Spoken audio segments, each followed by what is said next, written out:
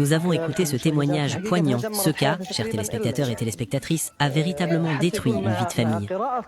Même lorsqu'on lisait la sourate Al-Baqarah, l'épouse ressentait une sensation d'étouffement, comme si quelqu'un l'étranglait. Est-ce normal? Si la récitation est correcte, elle ne s'étouffe pas. Donc, si la lecture est correcte, il n'y a pas d'étouffement? Exactement, il n'y a pas d'étouffement. Est-ce que cela relève de la sorcellerie? Cela relève de la sorcellerie. Oui, une destruction totale. De la haine? Exactement, de la haine. Mais, je le répète, si le Coran est récité correctement, il n'y a pas d'étouffement. Le Coran est comme un nom précis. Si ton nom est composé de certaines lettres et que tu changes une lettre ou que tu en ajoutes une autre, ce n'est plus ton nom. Or, le Coran est encore plus précis que cela. Si tu changes une lettre ou même une voyelle, le sens change complètement. Le moindre défaut dans la récitation annule son effet et le diable attend précisément ces erreurs pour intervenir. C'est pourquoi la science doit précéder la pratique.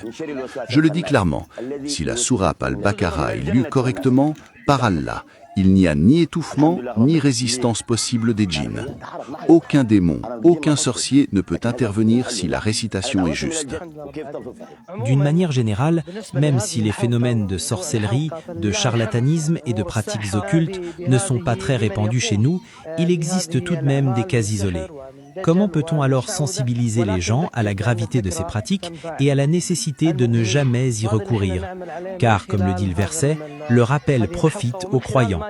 Et c'est précisément l'objectif de cette émission. En réalité, la chose est simple. Tout musulman qui suit sincèrement la voie d'Allah, Allah le prend en charge. Et lorsque Dieu te protège, personne ne peut te nuire. Je conseille donc de préserver les prières à leurs heures, de réciter les invocations du matin et du soir, les invocations avant de dormir.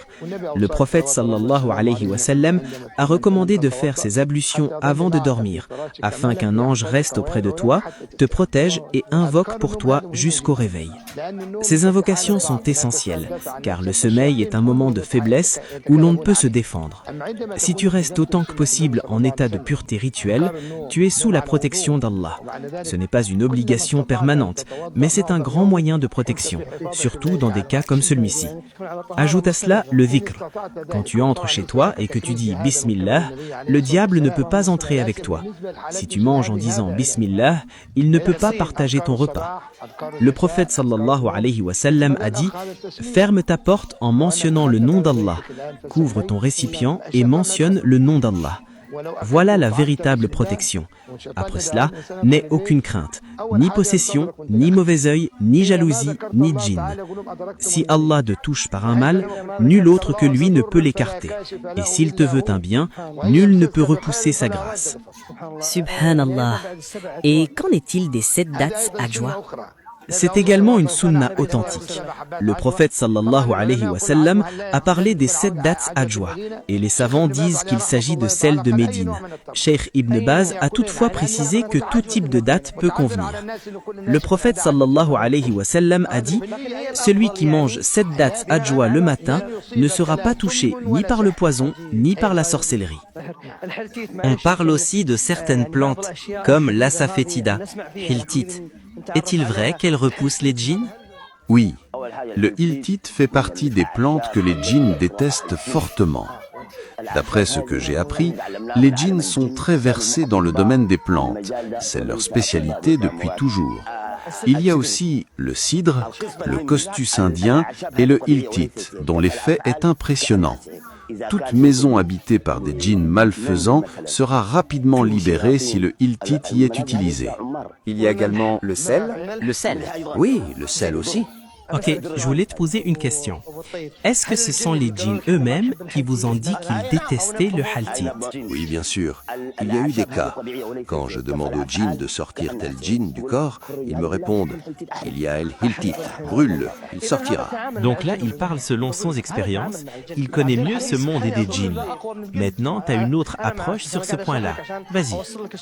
L'odeur du hiltit est très mauvaise. En Inde, on l'appelle la plante qui pue. Donc comment se fait-il qu'il fait fuir les djinns? Moi-même j'ai assisté à des séances dans lesquelles ils font brûler le hiltit, et j'ai vu que le malade s'agite et tombe dans les pommes. Justement, si le malade tombe dans les pommes, c'est que le djinn n'a pas supporté les hiltit et a réagi comme tel. Lorsqu'il entend le Coran, il s'agite ou se trouble. Est-ce qu'il aime le Coran? Donc, ce genre de plante est utilisable dans les traitements?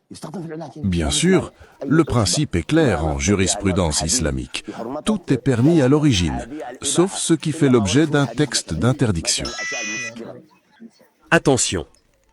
L'utilisation de l'eltit, l'assa fétida, contre les djinns nécessite d'être correctement protégé ce jour-là et de se trouver en état d'ablution, afin d'éviter tout danger. Ce témoignage se poursuit. Dans la prochaine partie, nous verrons des réponses sur les questions suivantes. Les djinns peuvent-ils connaître l'avenir? Comment reconnaître un sorcier qu'il est sorcier? Partagez, car ces informations peuvent prévenir, protéger et éclairer de nombreuses personnes. La suite arrive